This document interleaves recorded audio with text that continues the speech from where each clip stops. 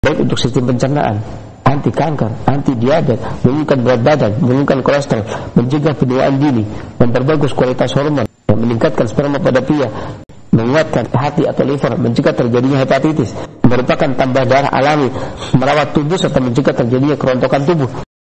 Bahkan bayam juga berperan dalam transmisi saraf. Kebanyakan bayam tidak bagus bagi para penderita.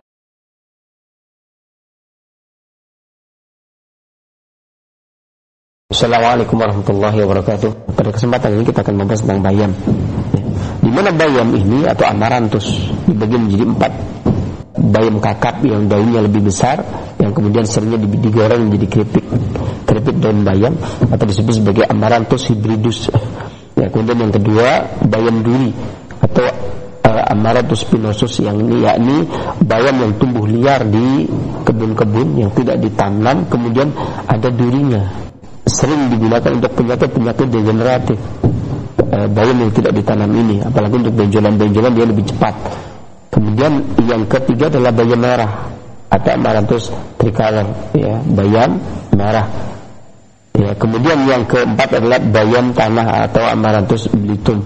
Dan bayam ini merupakan semak yang memiliki batang tegak, bentuknya bulat, warnanya hijau kekuningan, ya, dari sisi morfologinya. Kemudian dia memiliki, yang digunakan seringnya adalah daun bayam dan akar bayam, daunnya dan akarnya. Nah, ini bagian yang digunakan. Di mana daunnya ini digunakan untuk menyebarkan energi vital, memperlancar peredaran darah, dan menggunakannya, memanfaatkannya dipetik sewaktu tanaman berbunga atau sebelum tanaman ini mengeluarkan bunga secara maksimal, dipetik sewaktu tanaman belum berbunga sampai kepada berbunga, sedang maksimalnya tumbuhnya, dan tidak boleh dipetik ketika hari setelah menjelang hujan atau hari setelah hujan. Artinya sore ini hujan, maka dia tidak boleh dipetik, akan tapi dipetik di pagi harinya. Ya, tidak setelah terkena air hujan tidak dipetik. Sore hari terkena air hujan maka dipetik pagi harinya. Pagi hari terkena hujan maka dipetik sore harinya. Ya, kemudian akar itu sendiri digunakan untuk meningkatkan energi vital. Ya, dan dikumpulkan atau dipetik sebelum dia bertunas, atau kalaupun dia sudah tunas maka setelah daun-daunnya layu maka baru akarnya dimanfaatkan. Adapun para pengobat klasik pada zaman dahulu memanfaatkan bayam dari sisi karakteristiknya, di mana bayam memiliki karakter yang khas. Dia memiliki sifat yang dingin dan rasa yang manis. Ya, dinginnya bayam ini mampu bekerja membersihkan panas, memudahkan api dan peradangan sampai kepada panas racun, terutama bayam duri. Dan dia bekerja melenyapkan panas, menurunkan sindrom panas. Ya, terutama pada anak-anak dia menurunkan panas ketika dikompres atau dimakan. Ya, atau direbus, dikukus kemudian dimakan, atau disayur bening kemudian dimakan. Ya, ini menurunkan panas, baik itu peradangan ataupun panas darah yang kemudian sampai mengeluarkan darah dari pembuluhnya, atau menawarkan racun. Panas yang kemudian membentuk menjadi benjolan, kemudian bercampur antara panas dengan lembab sehingga lukanya tersebut menjadi bernanah. Ya, kemudian menawarkan racun dan mengobati racun yang dimaksud di sini adalah racun panas yang sangat berlebih. Ya, dan bayam ini juga memiliki rasa yang manis sehingga menguatkan vitalitas tubuh, bahkan menambah rutubah, menambah darah, kemudian mengharmoniskan antara organ perut satu dengan organ perut yang lainnya, serta menguatkan energi vital dan memupuk rutubah saripati makanan. Ya, dan dia mengharmoniskan seluruh bahan obat, dan dia menguatkan perut, bekerja sebagai tonik. Ya, bekerja sebagai tonik dari sisi dia penguatan darah. Kalau seseorang lemah dari sisi energi vitalnya, maka dia bisa menopang dari sisi penguatan darahnya, dan mengobati seseorang yang kekurangan gizi, kekurangan nutrisi, kemudian kekurangan kekuatan tubuh, lemah, letih lesu, kekurangan darah, ya. Kemudian meningkatkan serta membersihkan racun dan menyelaraskan bahan obat yang lain, serta menghilangkan rasa nyeri. Ya, terutama pada saat seseorang itu terkena benjolan, kemudian ditumbuk bayam, kemudian dibalurkan, maka masuk menghilangkan rasa nyeri juga pada bisul atau tumor, ya. Dan dia selain membersihkan darah, dia juga karena dia memupuk rutubah, menguatkan darah, maka dia bisa digunakan untuk orang yang darah rendah atau anemia atau kekurangan darah. Ya, walaupun begitu bukan berarti bayam tidak bagus buat orang yang hipertensi, akan tapi dia juga mengeluarkan darah. Ya, bisa menormalkan darah, menurunkan tekanan darah yang berlebih dan menaikkan tekanan darah yang berkurang, dan mengatasi sembelit serta memperlancar pencernaan. Adapun para pakar peneliti melihat pernyataan yang dilakukan oleh para pengobat klasik pada zaman dahulu, kemudian mereka mengadakan penelitian. Hasil penelitian menunjukkan bahwasanya bayam memperbagus atau menormalkan darah, bahkan menyumpuk darah, sehingga memiliki dampak atau efek membantu kinerja jantung dengan menormalkan tekanan darah dari rendah ke normal, dari tinggi ke normal, atau anemia menjadi normal. Maka dengan cara menormalkan, dengan demikian berarti dia membantu kinerja jantung.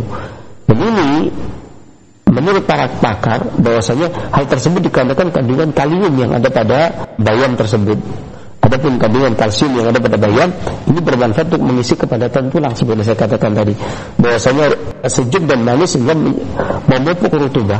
Dan rutubah ini ketika diproses menjadi esensi oleh tihal, kemudian dikirim ke kilyah dan babul hayya, ginjal kanan dan ginjal kiri, kemudian sebagian digunakan untuk sperma sebagai nutfah, sebagian lagi digunakan untuk sumsum untuk memberikan kekuatan pada tulang, ya, dan berperan untuk membantu pembentukan gigi, ya, mencegah timbulnya rambut rontok, kemudian membantu pembekuan darah dan transmisi saraf, serta menstimulasi otot, stabilitas asam basa atau pH darah, menormalkan dan mempertahankan keseimbangan cairan yang ada di dalam tubuh. Kemudian menjaga kesehatan gigi dan tulang ini selain dari kalsium atau dari karakter manis dan dingin yang ada pada bayam, juga mengandung fosfor yang bagus juga untuk kesehatan gigi dan tulang. Dan bayam memperbagus kondisi darah dikarenakan juga mengandung zat besi, di mana zat ini mampu membentuk butir darah merah dan berperan di dalam pusat pengaturan molekul hemoglobin serta sel-sel darah merah, dan juga berperan di dalam metabolisme energi dan termasuk sintetis DNA oleh beberapa enzim, serta digunakan untuk memicu sistem kekebalan tubuh. Dan bayam juga mampu digunakan untuk menyeimbangkan cairan, mempertahankan agar cairan tidak terlalu berkurang, sehingga menghalau, mencegah timbulnya panas yang akan berlebih masuk ke dalam tubuh. Dan menurut penelitian hal ini dikarenakan kandungan natrium atau sodium yang ada pada bayam, sehingga mampu menjaga keseimbangan cairan dalam tubuh. Ya. Bahkan bayam juga berperan dalam transmisi saraf, bahkan bisa digunakan untuk kontraksi otot, mengatasi kejang, kemudian menekan gula yang berlebih, dan sebagai alat pengangkut zat-zat gizi melalui membran sel, sehingga tubuh tidak kekurangan gizi dan terpenuhi rutubahnya atau terpenuhi gizi dan nutrisinya. Selain itu, garam juga memiliki kandungan biotin yang berperan dalam produksi dan penggunaan lemak serta asam amino, sehingga mencegah timbulnya kolesterol yang berlebih. Serta bayam ini juga pemupukan rutubahnya secara klasik menyebabkan seseorang ini tidak kekurangan esensi pada ginjal dan tidak kekurangan rutubah pada limpa, sehingga menyebabkan seorang ini awet muda.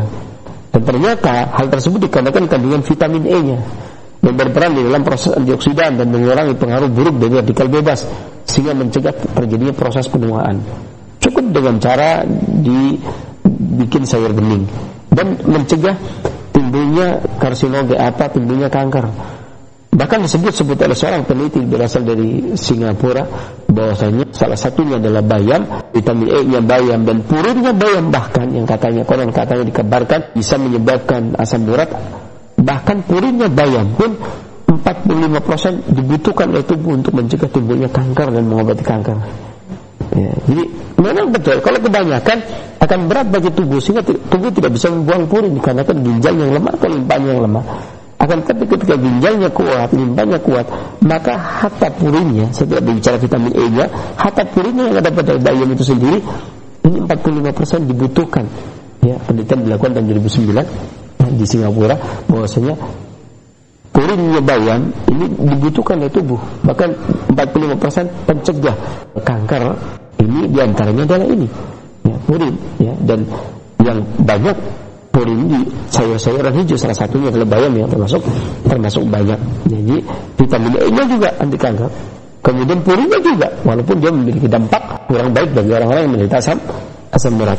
Bayam juga mengandung vitamin C, di sebagaimana kita katakan tadi memupuk rutubah sehingga esensi bayam ini dirubah menjadi esensi, kemudian dimasukkan ke kilia dan wabul hayah, kemudian oleh kilia dibentuk menjadi sumsum, kemudian dikirim ke otak, ke dimak, kemudian baru digunakan untuk memupuk sumsum tulang, kemudian memupuk sumsum gigi, kemudian menguatkan rambut, kemudian mencegah gangguan telinga dan gangguan tulang yang lainnya, memperbagus kualitas sperma. Tentunya sangat dibutuhkan bagi orang-orang yang mendambakan keturunan. Selain juga digunakan untuk anti kanker, mencegah penuaan dini, memperbagus kualitas hormon.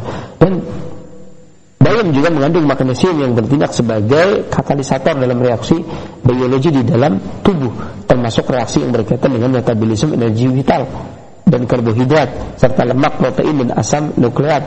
Selain itu juga berperan dalam sintesis, degradasi dan stabilitas bahan gen DNA. Kemudian bayam juga mengandung mangan yang menjaga sistem saraf pusat sehingga berfungsi normal dan membantu memperbaiki daya ingat. Sifat dingin dan manisnya ini merupakan tonik, berarti mencegah timbulnya tubuh kekurangan nutrisi. Tubuh berjalan dengan baik dan daya ingat meningkat.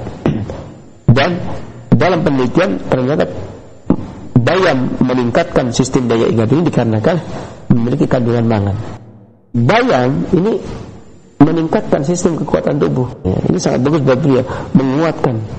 Walaupun wanita juga butuh, karena dia berhubungan dengan darah, tapi dia berhubungan juga dengan energi vital, berhubungan juga dengan pembentukan sperma, berhubungan juga dengan pembentukan kecerdasan, ya, berhubungan juga dengan daya ingat.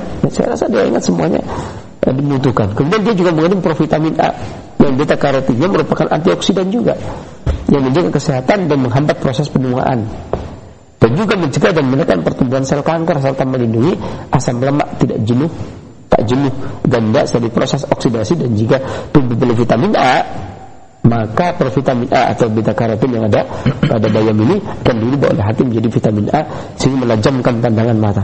Bayam mengandung vitamin K yang berperan dalam proses yang terjadi pada tubuh melalui resep terbaru, yakni vitamin K, termasuk yang ada pada bayam, berperan sebagai anti penuaan yang ternyata lebih efektif dibanding vitamin E. Sementara vitamin E juga mencegah penuaan dini. Ternyata dia juga mengandung vitamin K yang ternyata lebih efektif dari vitamin E di dalam mencegah penuaan dini. Ya, dan ini juga mengatasi penyakit jantung, stroke, ya, dan mengurangi pengerasan pembuluh darah, serta asam folat yang ada pada bayam juga membentuk sel darah merah dan menimbangkan darah merah dan darah putih atau mengharmoniskan. Ya, kemudian mengandung klorofil yang dapat mendorong produksi hemoglobin serta mengurangi pengeluaran pada saat menstruasi. Dan klorofil juga mengandung senyawa lain di dalam klorolap, yakni termasuk karoten dan vitamin K yang bermanfaat untuk kesehatan tubuh. Dan bayam juga mengandung saponin yang bersifat mengikat dan menurunkan kolesterol dan anti kanker. Dia juga mengandung kandungan-kandungan lain yang bersifat antiviretik, menurunkan panas, diuretik, menurunkan kemih, dan baik untuk sistem pencernaan serta menurunkan risiko terkena kanker, anti diabetes, menurunkan berat badan, kolesterol, serta mencegah terjadinya anemia dan penuaan dini. Secara umum kita simpulkan bahwasanya bayam merupakan penurun panas, diuretik, pengeluru kemih, dan baik untuk sistem pencernaan, anti kanker, anti diabetes, menurunkan berat badan, menurunkan kolesterol, mencegah penuaan dini, memperbagus kualitas hormon, memperbagus sperma, yang meningkatkan sperma pada pria, makanan yang bergizi, menguatkan hati atau liver, mencegah terjadinya hepatitis, merupakan tambah darah alami, merawat tubuh serta mencegah terjadinya kerontokan tubuh. Dan ini baru bayam-bayam yang hijau, ya, belum termasuk bayam merah dan seterusnya, ya.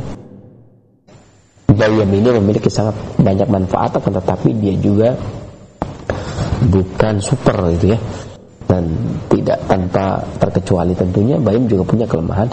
Di antaranya kebanyakan bayam tidak bagus bagi para penderita asam urat, ya, karena penderita asam urat ya, yang ada pada darah yang cukup tinggi dan rheumatic gout ini kebanyakan terlalu banyak makan bayam akan semakin nyeri dikarenakan dia mengandung banyak purin. Walaupun purin ini dibutuhkan untuk menangkal radikal bebas dan kanker, ya. Dan di dalam tubuh purin akan dicerna menjadi asam urat, ya, akan dicerna menjadi asam. Jadi kalau kebanyakan maka akan terjadi seperti itu, nyeri, terutama bagi orang yang nyeri pada persendiannya. Dan untuk pengobatan seringnya berkaitan dengan darah dan jantung. Orang sering menggunakan bayam yang berwarna merah, ya, karena dia lebih konon dikatakan lebih berkhasiat daripada bayam hijau.